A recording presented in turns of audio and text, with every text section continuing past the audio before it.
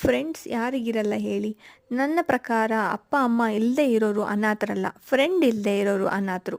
ಆರ್ತಿರಾರ್ತೆ ಪ್ರಿಯೆ ಪ್ರೀತಿರೇತವನ್ ಮಿತ್ರ ಲಕ್ಷಣಂ. ಅಂದರೆ ಮಿತ್ರನ ದುಃಖದಲ್ಲಿ ದುಃಖಿಯಾಗಿ ಮತ್ತು ಅವನ ಸುಖವನ್ನು ನೋಡಿ ಖುಷಿ ಪಡುವವನೇ ನಿಜವಾದ ಮಿತ್ರನ ಲಕ್ಷಣವಾಗಿರುತ್ತದೆ. ಸಂಸ್ಕೃತದ ಈ ಸಾಲುಗಳನ್ನೇ ಗಮನಿಸಿದರೆ ಫ್ರೆಂಡ್ಶಿಪ್ನ ಬಗ್ಗೆ ನಮ್ಮ ಪೂರ್ವಜರ ಕಲ್ಪನೆ ಹೇಗಿತ್ತು ಎಂದು ಗೊತ್ತಾಗುತ್ತೆ. ಅಂದಹಾಗೆ 1958ರಲ್ಲಿ ಜೆ.ಸಿ. ಆಲ್ ಅನ್ನೋರು ಫ್ರೆಂಡ್ಶಿಪ್ ಡೇ ಅನ್ನೋ ಐಡಿಯಾನ ಮೊದಲು ವ್ಯಕ್ತಪಡಿಸ್ತಾರೆ. ನಂತರ 1998ರಲ್ಲಿ ಯುನೈಟೆಡ್ ನೇಷನ್ಸ್ ಅಫಿಷಿಯಲಿ ಜುಲೈ 30ನೇ ತಾರೀಕನ್ನು ಇಂಟರ್ನ್ಯಾಷನಲ್ ಫ್ರೆಂಡ್ಶಿಪ್ ಡೇ ಅಂತ ಘೋಷಣೆ ಮಾಡುತ್ತೆ. ನಮ್ಮ ದೇಶದಲ್ಲಿ ಆಗಸ್ಟ್ ತಿಂಗಳಿನ ಮೊದಲನೇ ಭಾನುವಾರವಂದು ಫ್ರೆಂಡ್ಶಿಪ್ ಡೇನ ಆಚರಿಸ್ತೀವಿ.